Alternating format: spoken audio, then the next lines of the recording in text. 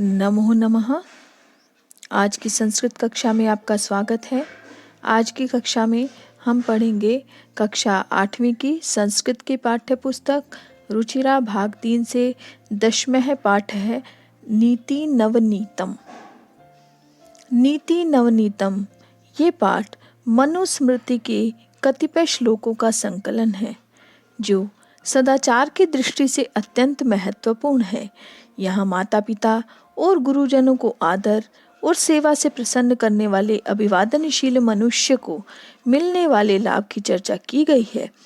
इसके अतिरिक्त सुख दुख में समान रहना, अंतरात्मा को आनंदित करने वाले कार्य करना और इसके विपरीत कार्यों को त्यागना, सम्यक विचारोपरांत तथा सत्य मार्ग का अनुसरण करते हुए कार्य करना आदि शिष्टाचारों का उल्लेख भी किया गया है। आइए हम शुरू करते हैं अपना पहला श्लोक। अभिवादनशीलस्य नित्यं वृद्धोपसेविनः चत्वारि तस्य वर्धन्ते आयुर्विद्या यशो बलम। इसका अन्वय देखिए। अभिवादनशीलस्य नित्यं वृद्धोपसेविनः तस्य चत्वारि आयुर्विद्या यशः बलम वर्धन्ते। ये इसका अन्वय है। इसके शब्दार्थ देखिए। अभिवादनशीलस्य यानी कि अभिवादन प्रणाम करने वाले के, नित्यम सदैव, वृद्धोपसेविन बड़े बूढ़ों की सेवा करने वाले के, चत्वारी चार, तस्य उसके, आयु उम्र, विद्या पढ़ाई, यश प्रसिद्धि, बलम बल, वर्धन्ते बढ़ते हैं। तो देखिए अभिवादनशीलस्य यानी कि अभिवादन करने वाले के, नित्यम नित्य, वृद्धोपसेविने यानी कि बड़े बूढ़ों की सेवा करने वाले के, यानी कि किसको प्रणाम करता है? या जो व्यक्ति अपने माता पिता को प्रणाम करता है। तो नित्य अभिवादन करने वाले के, किसे? अपने माता पिता को। कि जो व्यक्ति अपने माता पिता को नित्य प्रणाम करता है, वृद्धोपसेविन और बड़े बूढ़ों की सेवा करता है, तस्य चत्वारि उसके चार, उस व्यक्ति के चार चीजें कौन कौन सी? आयु, विद्या, यश और बल, ये अपने आप बढ़ती है। यानी जो व्यक्ति अपने माता पिता को नित्य हर रोज प्रणाम करता है, उनका सम्मान करता है, बड़े बूढ़ों की सेवा करता है और उस व्यक्ति की आयु, विद्या, यश और बल, ये चार चीजें अपने आप बढ़ती हैं। यानी कि उसकी आयु उम्र कैसे बढ़ेगी? क्योंकि अच्छा करेगा तो उसके माता पिता बड़े बूढ़े उसको आशीर्वाद देंगे, उसके अच्छे की कामना करेंगे। विद्या पढ़ाई यानी कि अच्छा होगा तो उसका पढ़ाई में उसको ज्ञान वृद्धि होगी तो विद्या अपने आप उसको मिलेगी। यश यानी कि प्रसिद्धि मिलेगी और बल यानी उसका की ताकत, उसका बल, ये सब चीज़ें अपने आप ही बढ़ जाएंगी क्योंकि उसको अच्छे की कामना करने वाले लोग उसकी अच्छे की कामना करेंगे जिससे कि उसकी ये चारों चीज़ें अपने आप बढ़ेंगी। आयु, विद्या, यश और बल। तो भाव क्या है इस श्लोक का?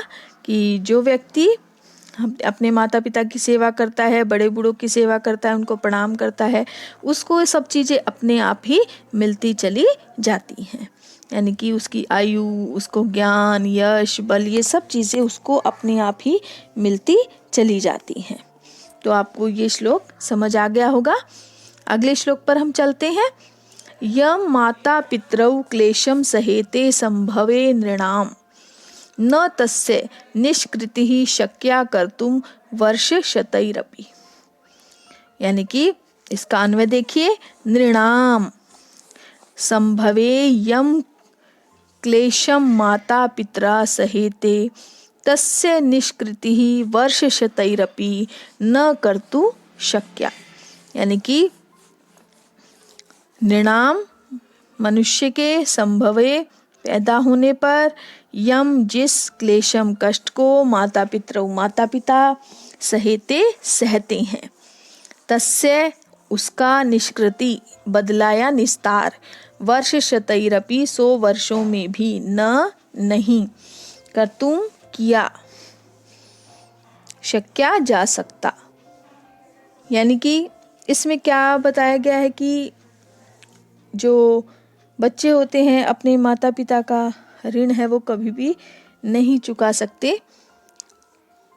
तो इसमें बताया गया है नृणाम मनुष्य के संभवे जन्म के समय यम क्लेशम जो कष्ट माता पिता सहते हैं, तस्य निष्कृति उसका बदला या उसका निस्तार वर्ष शतैरपि न कर्तुम शक्या 100 वर्षों में भी नहीं चुकाया जा सकता। यानी कि मनुष्य के जन्म के समय जो माता पिता कष्ट को सहन करते हैं, उस कष्ट का बदला 100 वर्षों में भी चुकाया नहीं जा सकता। भाव क्या है कि जो मनुष्य है, जो व्यक्ति है, वो अपने माता पिता की कर्ज को कभी चुका नहीं सकता। जो उसके ऊपर माता पिता का कर्ज है वो उसको चुका नहीं पाता। पूरी उम्र भी लग जाए, चाहे 100 वर्ष लग जाए, लेकिन वो उसका बदला नहीं उतार पाता, क्योंकि माता पिता अपने बच्चों के लिए बहुत कष्ट सहन करते हैं। अगला श्लोक देखिए। तयोर नित्यम प्रियम कुर्यादाच आचार्यस्य च सर्वदा। यहाँ पर आचार्यस्य है, आचार्यस्थ लिखा हुआ है। आचार्यस्य च सर्वदा तेष्वेव त्रिषु तुष्टेषु तपः सर्व समाप्यते। इसका अन्वय देखिए। तयो कौन है? माता पिता। आचार्यस्य च प्रियम कुर्यात् तेषु त्रिषु एव तुष्टेषु सर्व तपः समाप्यते। तयो यानी कि उन दोनों का। दोनों कौन है? माता पिता। आचार्यस्य गुरु, च और प्रियम प्रिय, कुर्यात करना चाहिए, तेषु उनमें, एव ही, त्रिषु तीनों में, तुष्टेषु संतुष्ट, सर्व सभी, तपः तपस्या, समाप्यते समाप्त हो जाती है। यानी कि तयोः आचार्यस्य च प्रियम कुर्यात, उन दोनों यानी कि माता पिता तथा गुरु का सदैव प्रिय करना चाहिए, यानी सदैव उनका अच्छा करना चाहिए।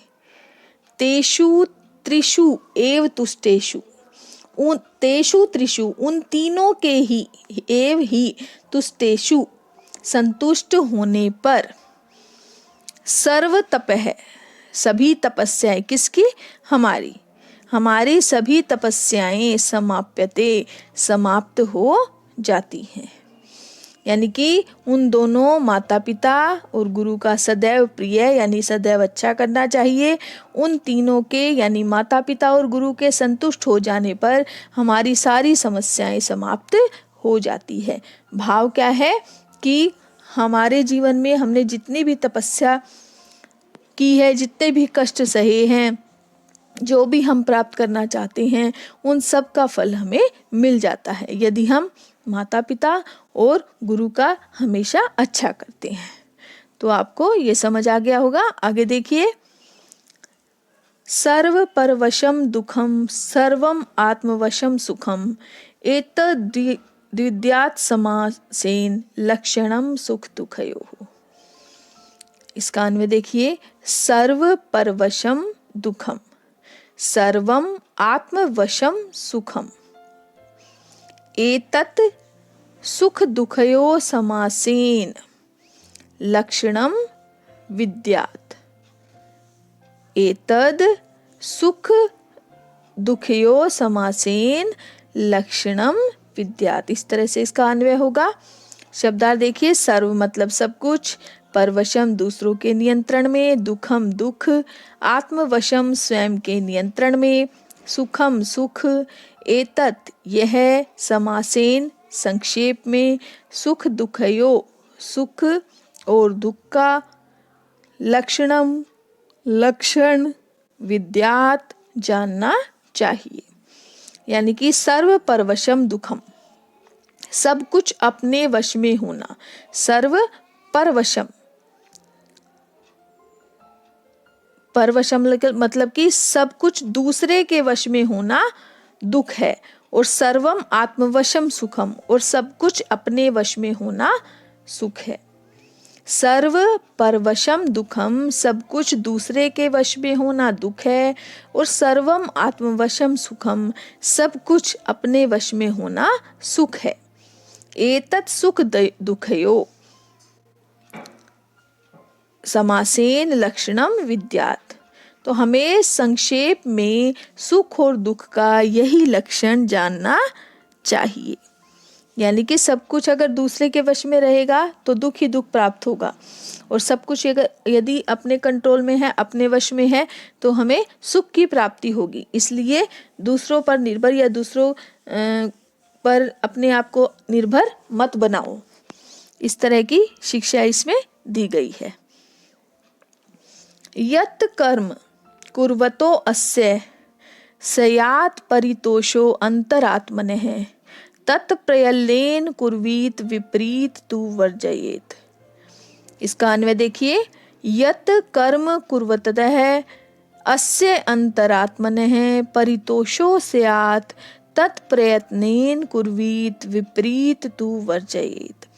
शब्दार्थ देखिए, यत् जो कर्म कार्य कुर्वतः करते हुए अंतरात्मनः अंतरात्मा का परितोषो संतुष्ट तत् वह प्रयत्नेन प्रयत्न पूर्वक कुर्वीत करना चाहिए विपरीतम इसके विपरीत।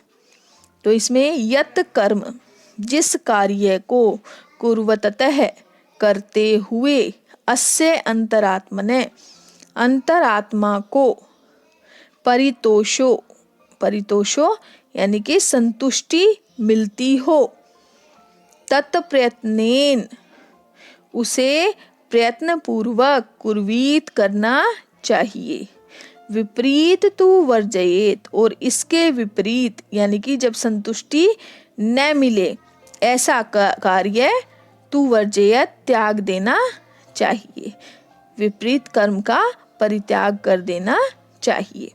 यानी कि जिस कार्य को करते हुए अंतरात्मा को संतुष्टि मिलती हो उसे प्रयत्न पूर्वक करना चाहिए, इसके विपरीत कर्म का परित्याग कर देना चाहिए। यानी कि जिस कार्य को करने से संतुष्टि न मिले ऐसे कार्य का त्याग कर देना चाहिए। अर्थात जो कार्य मन को अच्छा लगे और जिस कार्य को करने से हमारी अंतरात्मा को संतुष्टि मिलती है उसी कार्य को हमें करना चाहिए, लेकिन जिस कार्य में करने को हमारा मन नहीं मानता उस कार्य को हमें बिल्कुल नहीं करना चाहिए। आगे देखिए अगला, दृष्टिपूतम न्यसेत पादम वस्त्रपूतम जलम पिबेत सत्यपूताम वद्वेन दाचम मनः पूतम समाचरेत। यानी इसमें अन्वय देखिए, दृष्टिपूतम पादम न्यसेत वस्त्रपूतम जलम पिबेत सत्यपूताम वाचम वदेतु मनः पूतम समाचरेत। इसमें देखिए दृष्टिपूतम यानी कि दृष्टि से पवित्र करना, अच्छी प्रकार देखना, पादम पैर न्यसेत रखना चाहिए, वस्त्रपूतम कपड़े से पवित्र करके या छानकर, जलम पानी पिबेत पीना चाहिए, सत्यपूताम सत्य से पवित्र करके, वाचम वाणी वदेत बोलनी चाहिए, मनः पूतम मन से पवित्र करके, समाचरेत आचरण करना चाहिए। तो इसमें क्या कह रहे हैं कि दृष्टिपूतम पादम न्यसेत कि दृष्टि द्वारा पवित्र कर पैर रखना चाहिए, यानी दृष्टि द्वारा पवित्र करके ही पैर रखना चाहिए। वस्त्रपूतम जलम पिबेत और वस्त्र द्वारा पवित्र करके ही जल पीना चाहिए। वस्त्र द्वारा पहले क्या होता था, रेत मिट्टी का पानी होता था तो उसको छान कर पीते थे कपड़े से, तो वही कहा जा रहा है कि उसको वस्त्र द्वारा पवित्र करके जल को पीना चाहिए। और सत्यपूताम वाचम वदेतु और सत्य द्वारा पवित्र करके ही वाणी बोलनी चाहिए। और मनः पूतं समाचरेत, और मन द्वारा पवित्र करके ही आचरण करना चाहिए। अर्थात यानी कि एक बार फिर देख लीजिए, फिर मैं इसका भावार्थ बताती हूँ।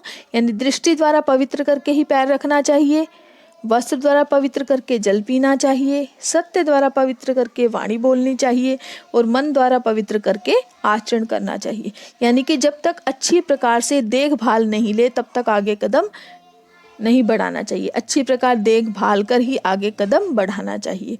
इसी प्रकार अच्छी प्रकार से जल को छानकर उसको शुद्ध करके पवित्र करके तभी पीना चाहिए। इसी प्रकार हम अपने जब तक मन में जो सत्य बातें हैं, सत्य है, सत्य के द्वारा ही अपनी वाणी को पवित्र करें, यानी मुख से हमेशा सत्य वचन बोलें। और इसी प्रकार हमारा जब तक मन पवित्र नहीं होगा तब तक हमारा आचरण भी पवित्र नहीं हो सकता। इसलिए हमें मन द्वारा पवित्र करके ही सदैव आचरण करना चाहिए। तो आपको ये सभी श्लोक समझ आ गए होंगे अच्छी प्रकार से, और इसका जो प्रश्न अभ्यास है वो हम अगले वीडियो में करेंगे। धन्यवाद।